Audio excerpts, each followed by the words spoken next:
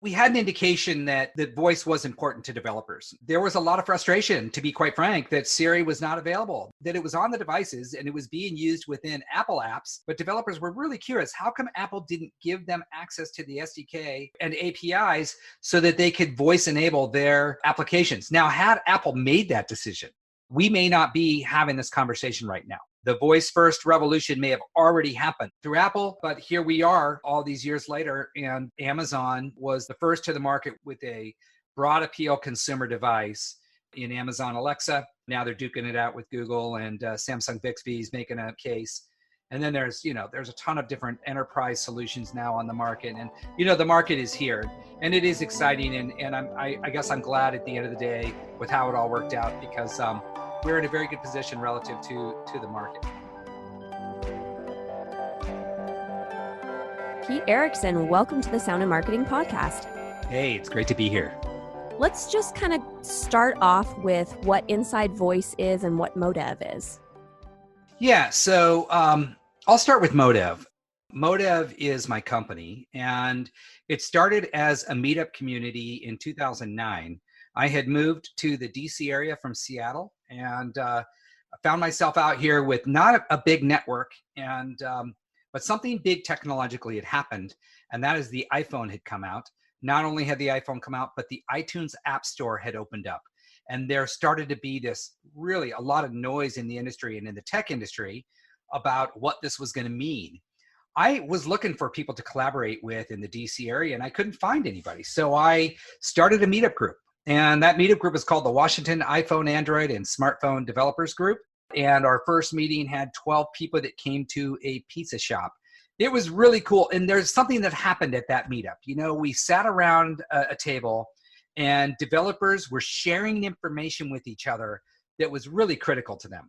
And the next month we met again, except we had to meet at a larger table. And I think it was at a Pandora meeting room, and was about 24 people. So we doubled in size in 1 month. Flash forward a couple years, we had, well over 1,000 members, and people were begging me to put on a conference. So I put a conference on, and that's when I decided to rename the group Modev, which stood for mobile development. And I put on the Modev conference. And it was a 3-day developer conference. A few hundred people came. I managed to eke out a little profit. And I came home and told my wife, I said, you know what? I think this is our next business. So Modev was born as a business. It's my vocation to bring people together, to develop technology conferences, and to really learn the ropes on building community, how to monetize that, how to create experiences. And it's been an amazing journey. So here I am, all these years later, and I have one of the top voice conferences in the industry. But there's a little bit of backstory there. So we first started to understand what was going to happen with voice when Siri came out in 2011.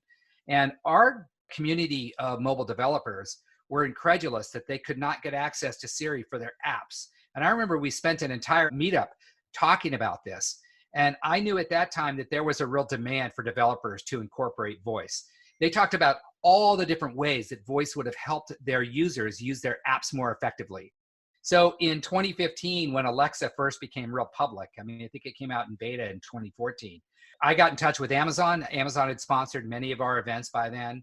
And we created an Amazon Alexa workshop for developers before the very first SDKs were even available. So we started the process of building community way back then.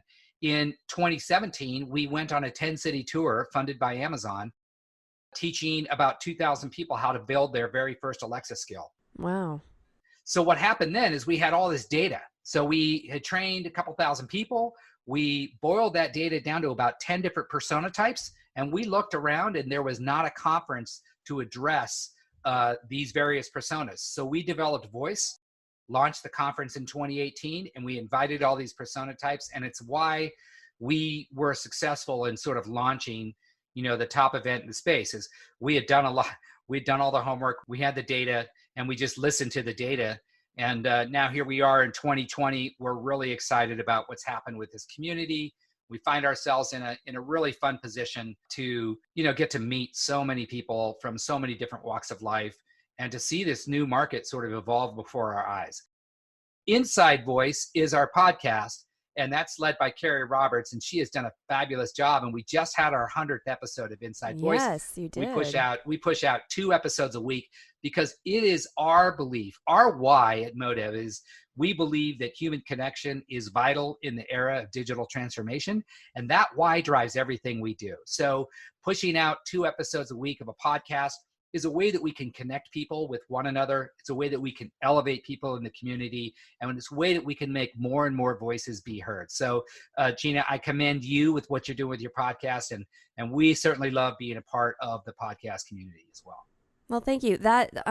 Education, that's why I'm doing what I'm doing, because I kind of stumbled on this just from my own research, and I was like, this is fascinating, and this is where it's going. Nobody's talking about it. Right. There was Inside Voice. There was The Sonic Truth speaks about it. Yep. 20,000 Hertz, like Sideways, talks about it. Yep. But I was just like, my goodness, there's so much to learn. So yeah, I commend you as well, because 2 a week is very ambitious. So that's all Carrie and the team. They do a really good job. Yes, they do. They definitely do. So this is kind of cool because you kind of started this idea before there was something. Alexa didn't even go beta until 2014, you said? Yeah. So you were there before all of that. My goodness. Well, I think we had an indication that voice was important to developers, and there was a lot of frustration, to be quite frank, that Siri was not available, that it was on the devices and it was being used within Apple apps. But developers were really curious, how come Apple didn't give them access to the SDK and APIs so that they could voice enable their applications? Now, had Apple made that decision, we may not be having this conversation right now. The voice first revolution may have already happened. Through Apple. That's right. It would have already happened through Apple. But here we are all these years later, and Amazon, was the first to the market with a broad appeal consumer device in Amazon Alexa. And, now they're duking it out with Google, and Samsung Bixby's making a case. And then there's a ton of different enterprise solutions now on the market. And, the market is here, and it is exciting. And I guess I'm glad at the end of the day with how it all worked out, because we're in a very good position relative to the market. So with all that you've seen and helped develop, there's a lot of possibilities, as you know, for sound marketing. I haven't even touched the surface of it. I haven't even discovered all of it. But there's so many different ways to sound market. There's so much technology. Can you kind of, and this is an impossible task, but can you kind of blast through those? And what do you see kind of coming in the forefront of ways that you can use sound in marketing? So I think what's happening is there is an understanding of what voice really means and the voice market really means, because a lot of it is sound, right? We take cues from our devices now that may be in the form of a tune, a chime. We certainly know a lot of brands that have had, the copper top battery, and I always like to point out the start of a Law and Order. That show yes. Just by that sound, it's coming. And so sound marketing has actually been around for a long time, but I think now it's an imperative. You can no longer ignore sound marketing, because people are engaging with devices, using their voice and using their ears. So sound marketing is pervasive. You're starting to see it to really take hold with non-traditional devices like appliances, microwaves, and other devices in our homes that suddenly have a unique set of sounds based on what it is they're doing. So sound marketing it's a really fun area to see evolve. And some people call it sonic branding. We have a group called Sonic Brand Society, which is like a networking community within voice. It really is, at the end of the day, it's all sound marketing, whether it's a voice, whether it's a chime, whether it's music, and it's all based on cues and audio cues. You also said there's a lot of technologies out there. True, there are a lot of technologies out there to help us with sound marketing, but really, I think at the end of the day, it's a very artistic endeavor. And I think there are people, it's just like writers or musicians, there are sound marketers that really have skills when it comes to creating the right sounds for the right purpose. So I would encourage everybody that, the answer to sound marketing isn't a technological one more than it is an artistic one. I don't know where you fall on that, but that's been my experience. Yeah, I think the key is it's not necessarily a song, it's not a jingle. It can be Right, a sound. And I think right. people think of like sound marketing or sonic branding. If they think of it, they're thinking of music. And it doesn't have to be tonal, it can be atonal. Think of Aflac. You hear the duck. That's a sonic Mm-hmm. branding right there. Mm-hmm. Yes, there's musical hints to it because he's speaking, but basically it's a sound. It's not a tune. And you could have a tune and it's just kind of one of those things that you've ingrained in your brain, but it doesn't actually represent your brand. So I interviewed Steve Keller a little bit ago, and he was talking about marrying sound science with sound art. And I think that that's key right there, is that you have to be using the left and the right brain in order to come up with something that actually personifies you and your brand.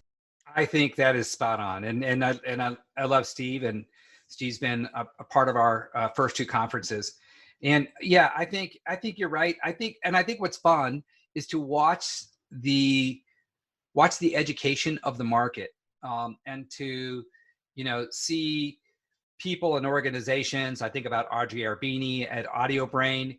They led us at the Voice Summit on a journey into creating our first sonic identity. That was an eye-opening experience for me. Just to see that process, whether it is a chime or whether it's atonal or otherwise. I think the education of the market is just getting started, and I look forward to all companies really understanding this and figuring out how they can embrace it. You hinted a little bit on the Voice Summit when you were talking about Modev. Can you kind of give me a little summation of like the mission and what kinds of people will be there, what kinds of things you're going to be discussing this year? The mission of Voice Summit, it kind of aligns with the mission of Modev and our why. Voice Summit is intended to bring together the people that are impacting the voice first industry, but also the people that want to get involved. We bring together the experts. We bring together those that want to get into this market. And we have an educational conference. We also are a business conference. So we try to accomplish both tasks and open it up to multiple industries. So you'll notice that we haven't just catered to one industry or the other.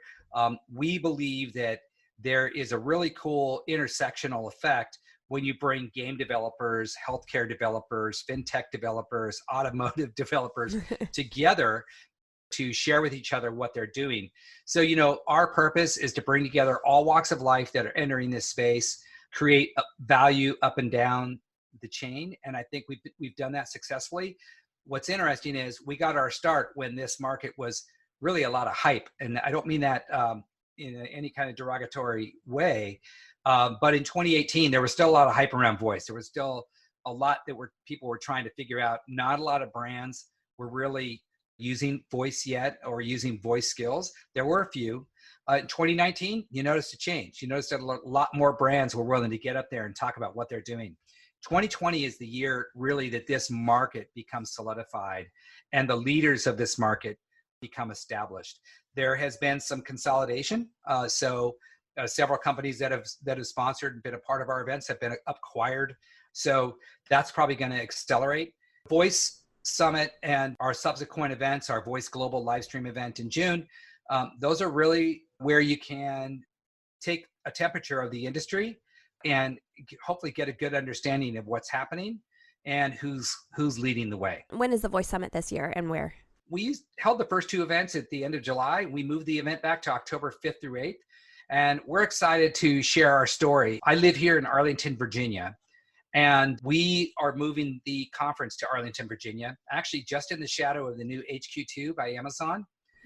That's an area of town called Crystal City. The larger area is called National Landing. There is a lot of redevelopment happening there. And we feel like it's a great home for our conference. Just given that there is so much attention on that area, Virginia Tech is building a large campus there. Of course, the HQ2 buildings are being built right now, and there's a lot of excitement, a lot of shops and restaurants. And it's really kind of a blank canvas for building out a large tech conference that has a lot of dynamic components to it. So we're really excited about our new home. Home base hotel will be the Crystal City Hyatt Regency. And then we also rented across the street. We rented the Renaissance, two great properties. The Renaissance is a brand new hotel, just gorgeous. So we have plenty of room for everybody. And it's going to be a really fun environment that, like I said, has all the breakout classes, but we have the keynotes and the expos and a lot of community events planned. So it should satisfy all those networkers that are out there. I heard also that last year you just needed more space. You were growing too big. Right. Did I hear correctly? We were happy that we chose Newark as a place where we launched the conference. But yeah, we need room to grow. We anticipate that over the next 5 years, this is going to be a 25,000 person conference. So we had to put ourselves in a position where we could grow. What we like about our choice is it's not a traditional conference center. It is a series of hotels where we create a campus. So we like the campus feel that we're moving into, and every year it'll change a little bit and it'll grow as the region becomes built out, as more buildings turn their lights on, more restaurants come in. So we think that this is going to be a fun run for us, and we're excited about bringing people to Arlington, and I'm excited about producing an event in my backyard. We've been doing events around the world for the last 5 years. A lot of travel, a lot of miles, and it's always nice to bring it home. Wow, I didn't even realize 25,000. I mean, that makes sense because this is an industry that is going somewhere. It's right. Such a huge conference. And it's so funny too, because you're probably going to have the market, at least in the US, because there isn't, like you said, there's not a conference like this out there. I've seen some stuff in Europe, but yeah, there are some other great conferences. Project Voice was in January. That's a great event put on by Bradley Metrock, and he does the voice of the car, voice of health, voice of money. And from one community builder to another, I really admire what Bradley's building. However, there's room for a lot of great community builders, and we are huge fans of all the conferences that are out there. There's All About Voice in Europe, which is a great event. There's several vertically, aligned industry events. There was just an Alexa event in Bangalore, India, and our hats are off to all the community builders out there. We know how hard it is to build community, to monetize it, to get the sponsors there, to get the speaker, to get all pulled together. So we're huge fans, but we do feel fortunate. We do feel fortunate that we're in this position. And, as a community builder, I'm thrilled. I do feel like, after, 10, 11 years of hard work in the trenches and learning how to be a community builder, learn how to build conferences, and learn how to build conferences that can scale. I feel like this is an earned position. I have a duty to make sure this is a great event for industry, to make sure people have a great experience, to make sure sponsors feel like they get a return on their investment, make sure people that fly from around the world feel like it was worth their time to come here. So I take that role very seriously. I only hope to meet and exceed expectations in October. I hope that you enjoyed this episode of the Sound and Marketing Podcast with Pete Erickson, founder of Modev, Voice Summit, and the Inside Voice podcast. Tune in next week for the conclusion of the interview, where we talk about this past January in Vegas at the Voice at CES event, other noteworthy events and resources, great ingenuity and exploration examples that have already occurred in this wide open landscape, and predictions for the future. You can also follow and subscribe to the Sound and Marketing Podcast on iTunes, Spotify, Google Play, iHeartRadio, Pandora, and Stitcher. And don't forget to share it with your friends. For inquiries on producing and developing your own podcast, or for inquiries on sonic branding and sonic branding consultation availabilities, you can find me at Dreamr Productions. That's DREAMR Productions.com, LinkedIn, and Facebook. You can also email me at Jeanna, JEANNA, at dreamrproductions.com. All links will be provided in the show notes. This episode was produced by Dreamr Productions and hosted, written, and edited by me, Jeanna Isham. Let's make this world of sound more intriguing, more unique, and more on brand.